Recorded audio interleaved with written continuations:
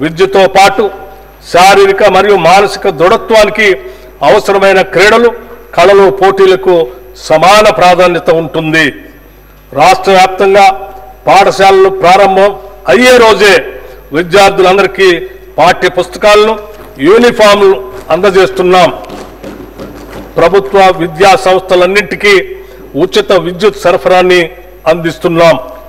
త్వరలో రాష్ట్రంలోని అన్ని పాఠశాలలకు గ్రీన్ విద్యుత్ని అందిస్తాం.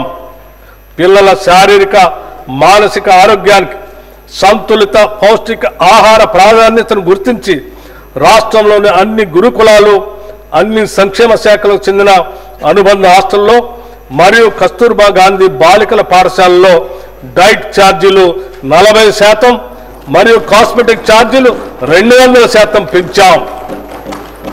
ఈ పెంపు వల్ల తెలంగాణ వ్యాప్తంగా 7.66 లక్షల మంది విద్యార్థులకి లబ్ధి చేకూరుతుంది. రాష్ట్ర వ్యాప్తంగా ఉన్న సంక్షేమ వసతి గృహాల్లో చదువుకునే విద్యార్థులందరికీ ఒకే తరహా భోజనం ఇచ్చేందుకు కామన్ డైట్ పథకాన్ని ప్రారంభించాం.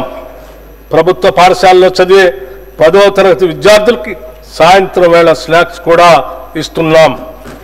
పాఠశాలలో అమలుపరిచే మధ్యాహ్న భోజన పథకం మరియు సంక్షేమ వసతి గృహాల్లో ఆహార పదార్థాలు తయారు చేసి నిల్వ ఉంచే విషయంలో ఒక నిర్దిష్ట వ్యవహార శైలిని పాటించడం ద్వారా విద్యార్థులకు పరిశుద్ధమైన మరియు ఆరోగ్యకరమైన ఆహారాన్ని అందించడం సాధ్యమవుతుంది.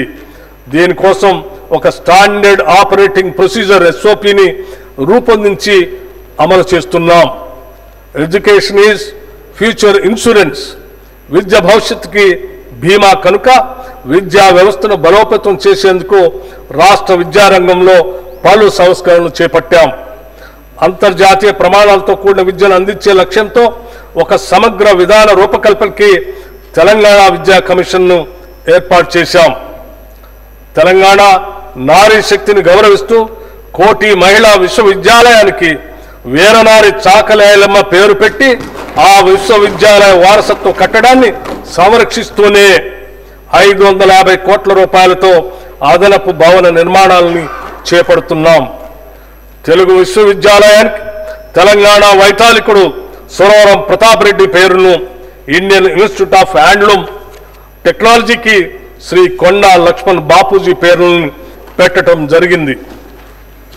విద్యాశాఖకి ఈ బడ్జెట్లో 23,108 కోట్ల రూపాయలు ప్రతిపాదిస్తున్నాం. No plan for the future development of the country can be deemed to be complete which does not provide for technical and scientific training. Dr. B.R. Ambedkar garu